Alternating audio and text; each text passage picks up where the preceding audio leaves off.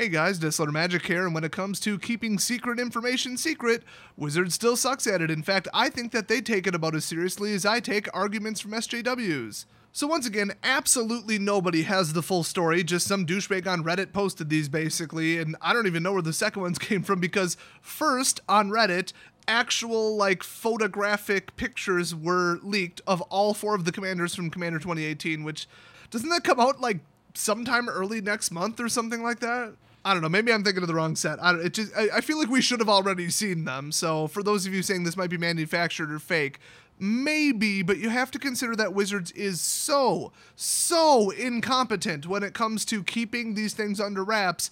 Literally anybody on planet Earth could have taken these without their permission and gotten them on the internet. And then in what appears to be a completely separate leak of their digital images, well, some digital images were leaked from Commander 2018, so spoiler season starts today, ?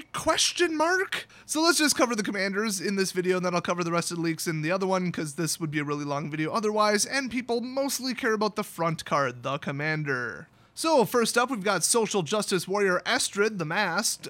She doesn't need hair to feel feminine. No, wait a minute. On the bottom of this card, it says Astrid the Masked can be your commander. I thought they changed the rules really recently so that all planeswalkers could be commanders. I thought that was part of the legendary thing where they're not legendary. I don't know. Maybe somebody made that up. Who cares? I mean, just my play group does whatever the hell they want. I don't even know or care about the rules of commander, honestly. Oh, and then there's 2 different formats and 2 different ban lists. So it's all just one giant mess. So anyway, she starts out with 3 loyalty for 4 mana, 3 color, which is honestly terrible. But, 3 color helps you build the deck. So I get it. But if this was just a card, right off the bat, absolutely terrible. It's late, hard to cast, and only comes up with 3. That's bad. But she does have a +2, and her ult is -7, so that's not bad. You go 3, 5, 7, boom. That's pretty damn quick, and I like those colors. So +2, untap each enchanted permanent you control.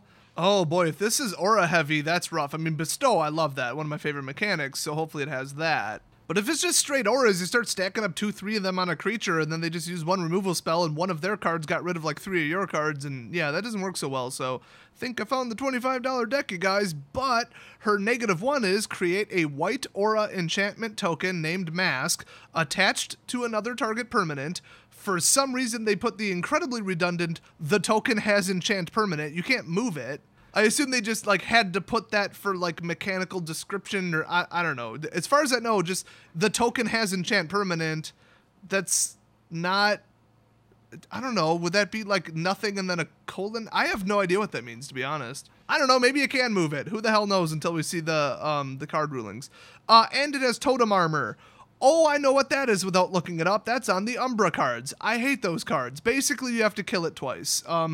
The wording is something like if you would destroy the creature, instead just destroy the aura, and there you go. So okay, now we went from, oh, they kill it and take all the auras with it, to, oh, now you have to kill it twice. So, boy, I hope you can keep her on the field, because otherwise I feel like the deck's kind of going to suck. Remember, bestow was the opposite of a normal aura. You basically had to kill it twice. Auras are like equipment if equipment wasn't good. Okay, anyway, so her -7 is put the top 7 cards of your library into your graveyard. Okay, and then return all non-aura enchantment cards from your graveyard to the battlefield. Then do the same for aura cards. That is quite possibly the stupidest way to phrase that I've ever seen in my entire life. 100% of auras are enchantments, so if they just would have said enchantments, okay, you know what? This entire card's a dumpster fire and the deck's probably garbage, okay? Screw this, let's move on. Next up, we got Kitty Cat. Okay, I'm just going to throw both of these up here because some of these screenshots you can't actually, see the title of the card or the cost. Thanks for that douchebag who leaked these. And have fun with that lawsuit if they catch you. So this is Lord Windgrace, or as I like to call him, Midnight Mittens. It's like Oketra, aka Mittens, but black. So he is a 5-cost 5 loyalty, so there we go, a little bit late, but you got some power behind it there, okay. And it is 1 green, 1 red, 1 black, 2 generic, and his abilities are +2, discard a card, then draw a card. Wow. If a land card is discarded this way, draw an additional card. Okay, now that I can get behind, because that was crap before they put that second part in. And then -3, return up to 2 target land cards from your graveyard to the battlefield. Okay, I mean, if you're really hurting for lands, I mean, you had to put them there in the first place, so it's not the best color fixing I've ever seen, but you could do some crazy stuff with, like, you know, lands that do something and then go to the battlefield. Basically, you sacrifice them and then something happens. And especially even, like, fetch lands. That'd be pretty wild. So that's actually not bad, but I mean, yeah, that's why it's a -3. It's pretty drastic. At 5 mana, you do not want him going back to the command zone. So, boy, that's iffy. And his -11, which you'll never get to, destroy up to 6 target non-land permanents, then create 6 2/2 green cat warrior creature tokens with Forest Walk. So apparently just a swarm of cats comes out and treats your lands like furniture and just destroys all of it. Boy, for a -11 when you start at 5 and go +2 at a time, that is not very good. Forest Walk is good but unreliable, and I mean, it's only 12 damage that you're adding, and oh boy, I don't know. I mean, it's an automatic card. They had to kind of make it weak, because if it's an automatic card that you're always going to have, they can't make the alt absolutely devastating and game ending. I mean, it wouldn't be, oh, your opponent's life total becomes 1. No, they're going to have this out on like turn 4 probably if they run a ramp deck. Boy, he really has no direct way to protect himself, and he's just not that great, but he does have 5 loyalty, and as soon as you drop him in, boom, +2, 7. So he's got to get hit pretty darn hard. Do the cat tokens count as commander damage? I have no idea. Stop asking me. So next up, I think you've seen her before, it's Sousa Healy the Gifted. Can I just comment for a second that this one's 2 colors, the rest were 3, and the information that I was told was that they were all 4 color. I guess that was incorrect. So Sousa Healy's back. Apparently people memeing it to death online that they just put in some random, you know, brown character basically in the storyline. She did absolutely nothing in the entire story, and she was just there as an affirmative action hire. They took it very seriously, and she's now the front card on an entire commander deck. Wow, way to overreact, Wizards. And then they stuck to the lore accuracy and made just this one 2 color. Wow. I mean, that color combination is pretty famous, though, so, I mean, it's not completely whacked, but it's just, wow is how I'm going to say. So 4 loyalty to 4, one of my favorite combinations, because it's more powerful than 3 for 3, but it's not as expensive as 5 for 5. It's that perfect medium level, and I love it. So her +1 is create a 1/1 colorless servo artifact creature token. Pretty underwhelming, but it is a flyer. It can protect her. I mean, you know, and it's artifact count. I mean, I think in context in the deck, it'll be pretty good. And then she has another +1, which is pretty nuts. The next spell you cast this turn costs 1 less to cast for each artifact you control as you cast it. Holy crap, is that broken? Turn 5 Emrakul all day with this as your commander. Oh my gosh. I am fairly certain you could turn 5 Emrakul with SRAM's expertise and the right combination of other spells. And a little bit of ramp, of course. Now, her -7 is, for each artifact you control, create a token that's a copy of it. Oh, wonderful. Those tokens gain haste. Exile those tokens at the beginning of your next end step. So you have, like, that turn to win the game, and then your benefit is done. Wow, that's actually very underwhelming. Really, her middle ability is the only one I care about. I mean, yeah, you're cloning everything. I mean, you could swing with, like, double Gear Hulks and stuff. And then if they have ETBs, oh my gosh. I mean, you clone, like, a Noxious Gear Hulk and a Torrential Gear Hulk, and that ain't no joke. But still, it's like you win that turn or you don't. And that's it. I don't know, it's only a -7, and she comes out with 5, and then you immediately put her to 6. So, I mean, whatever. I think in general she is pretty damn powerful, though. I mean, I would definitely not say that she's bad. So the last one is Amanatu the Fate Shifter. Hey, they didn't cut it off so I can actually show it. So she is a 3 for 3, which probably means that she's not terrifically powerful. I'm assuming that's a she. I don't know. Looks like she's wearing a dress. But then again, there is a male character that looks identical to, I'll just keep saying her, from, I believe it's the Hour of Devastation artwork. So, all right.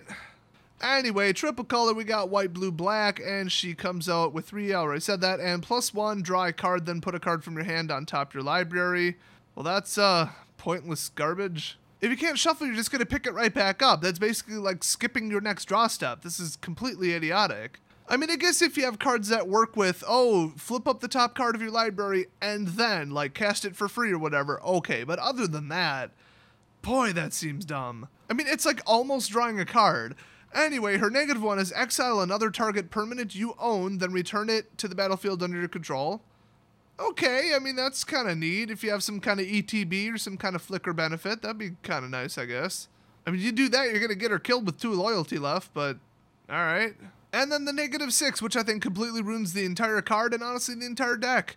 Choose left or right. Each player gains control of all non-land permanents other than Anamatu the Fate Shifter, controlled by the next player in the chosen direction. Why the actual hell would you ever want to do that? Well, gee, Desolator, if the person to your left or right has better permanents than you. If the person to your left or right has better permanents than you, then you should have kept a better hand and played better, okay? If you're losing that badly that you need your opponent's permanents, how the hell is she still alive with 6 loyalty? This has got to be, by a huge margin, the stupidest Planeswalker Ultimate, the most pointless, useless, irrelevant, just idiotic ability I have ever seen. There's some weird long shot crap you can do, like there's some famous old card that returns like every permanent that a player owns to their control. So if they're the original owner, they regain control of it. Maybe that's in this deck and you can protect yours from being stolen. I think there's another card that does that. But like, good luck pulling it in a 99 card singleton deck. I guess I'd have to see the rest of the deck, but this is just so stupid. And I mean, at least it works outside of multiplayer because you could just, you know, okay, you trade permanents with your opponent. But my God, does this card just suck? Just everything about this is garbage. The +1 does nothing. The -6 probably does nothing. You probably have a better board state than them if you were able to get her to 6. I mean, I guess if you had one of those, countdown to lose the game enchantments, you know, what is that? The Liliana's whatever the hell card. And then you like gave it to them and then they lose the game in the next upkeep. But the timing on that is so impossible. I mean, if you want to piss somebody off and start a countdown, just hit them with Stab Wound or something. I mean, Razor Tip Whip, like Ratchet Bomb or something, or like the original Karn. There are so many better cards than this. I'm going to take a wild guess that either she's like the worst commander ever, like she makes Tybalt look good, or all 3 of those abilities have huge interactions with the rest of the deck. If that's the case, it'll make this deck a hell of a lot more difficult to, like, modify, I guess, but wow, this is bad. And let me just add, I'm surprised she's not in a wheelchair. I mean, the fact that we can't see her legs, I'm going to assume she only has one of them, because this is like Amanatu, queen of affirmative action right here. Queen of diversity and inclusion. Oh, she's out there fighting ageism and racism and genderism. Wait, no, oh my God, it's called sexism, whatever. Why not fight ableism too? You know, I would make the joke that with this shitty of abilities, she might be mentally handicapped too, but that would be way too edgy and offensive, so I'm definitely not going to make that joke. But good on Wizards for representation. I feel so represented by having an African-American young child in my game. That doesn't seem forced or pandering at all. I mean, guys, if I had $1 for every 8-year-old African-American girl that I saw at F&M, I'd be just as broke as I am right now. There's a joke there too, but I've got my limits. So what do you guys think of Baldy Feminist Kitty, the token Indian and diversity girl? You know what? I've got some advanced information here. I'm going to leak all the commanders from Commander 2019. That's right. You heard me right. You ready for this? Apache Chief, Black Vulcan, That's Super Hulk, Juan Gigante, the Negotiator and his super sidekick, Petzela, the French Tickler, and Jesse Jackson. Multicultural pals, many heroes. One voice. There you go. You like leaks? There, I just ruined Commander 2019 for you. Hey, Wizards, can you maybe, take these leaks seriously and do anything to prevent them in the future?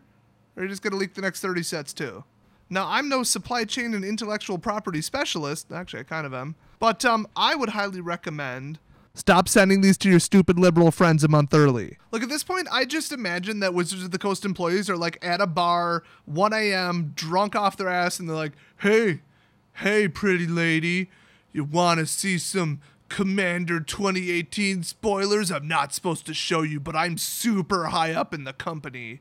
And she's like, oh, wait a minute, let me get my cell phone out, take a picture. And they're like, yeah, do it. Oh, Wizards would be so pissed. Oh, I wish we'd find out about the actual origin of this. I would love for them to hold somebody accountable for once or do anything to prevent this in the future, but we know they aren't. If they haven't yet, they aren't going to in the future. Whatever, we all get to see cards early. I don't give a crap. It just keeps making Wizards look like the morons that they are, so I'll see you guys next video.